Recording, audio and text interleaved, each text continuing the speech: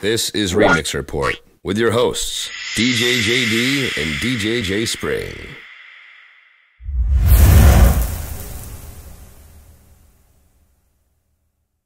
Good way to do it.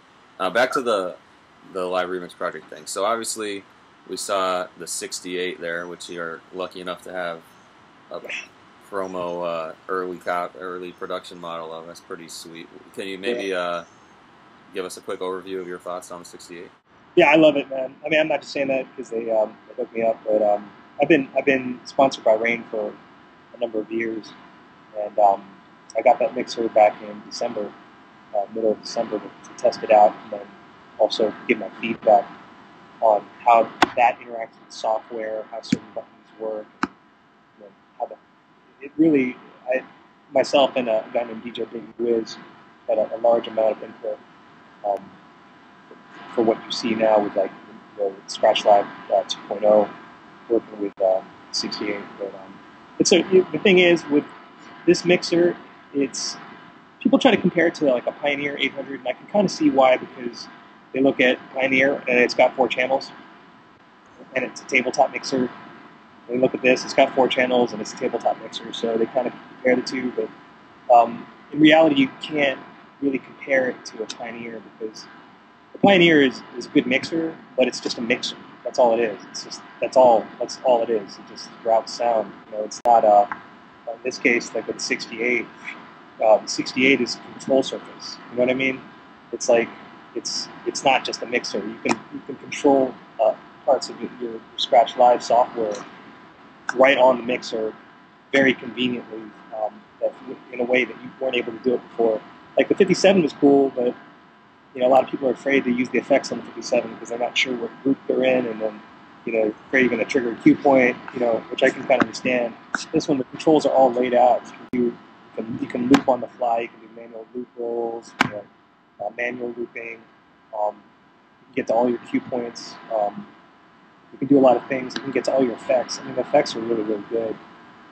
And comparing those to the Pioneer's effects, yeah, the Pioneer's effects are pretty good. But you have to turn that dial, you know, dial to get to an effect, and then to route the effect. And it's kind of weird. It's like it's not very intuitive if you want to just put an effect on this channel or on that channel. I don't like using dials if I don't have to. But this one, you know, with the 68, you literally just can hit a button and then hit another button depending on the channel that you're trying to give the effect to. It's really, really, really. In my opinion, head and shoulders above any other mixer out there. Not to mention the 2 sound cards. I mean, the 800 doesn't even have one. Yeah. This one has 2. You know, like you can literally plug 2 laptops in here, and no more. You know, like I'm really hoping that at some point, you know, Shrine. Oh no, we're one of these things. We're getting it. We're getting awesome. it. Like yeah, ASAP. I think a lot of clubs are going to start implementing this because it's got the best of all worlds. The fader is a 57 fader. That's the exact same cross fader as a 57. Yeah. I mean, what more could you want as a DJ? I can't wait. Like, I'm definitely getting one myself too, because and that along with the bridge, which I'd like to maybe hear what your thoughts are on the bridge, because I'm sure, are you in the beta for that? You'd probably give the thing is, like with the bridge, it's, you know, the whole. Actually, I saw the prototype, or not the prototype, but like I saw the first software that they had, like the first effort for the bridge at the beginning of beginning of 2009, last year at NAMM. They pulled me into this thing. I can talk about it now because it's already out. I had to sign a form and everything, but they pulled me into their throttle book and said, "Can you take a look at this?" And they showed me like what is essentially kind of the first building blocks of what the bridge is now. Basically, just being able to slow down, to control an Ableton Live session with the turntable.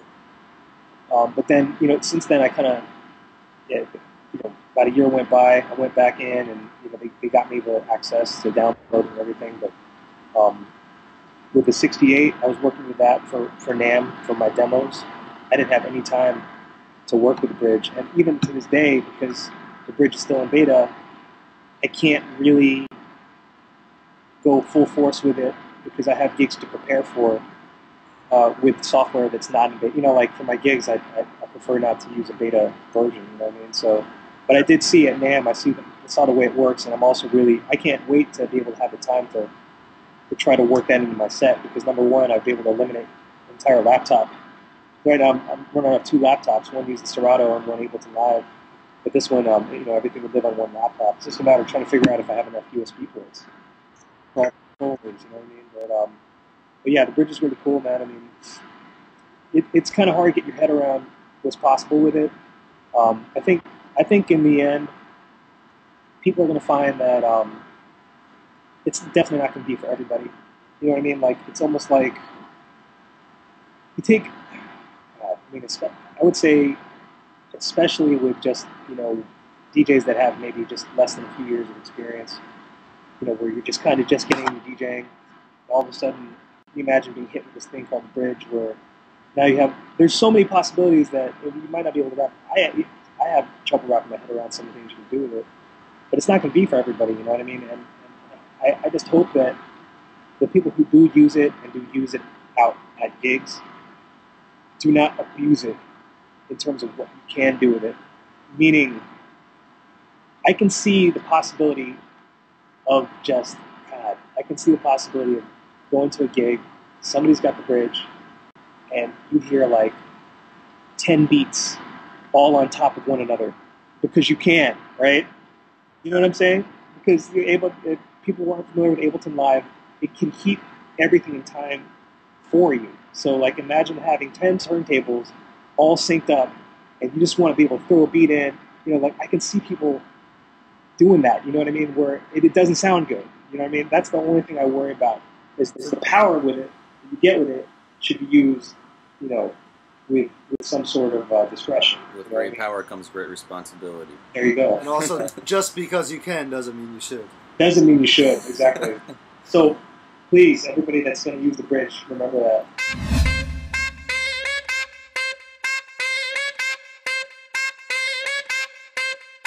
Remixreport.com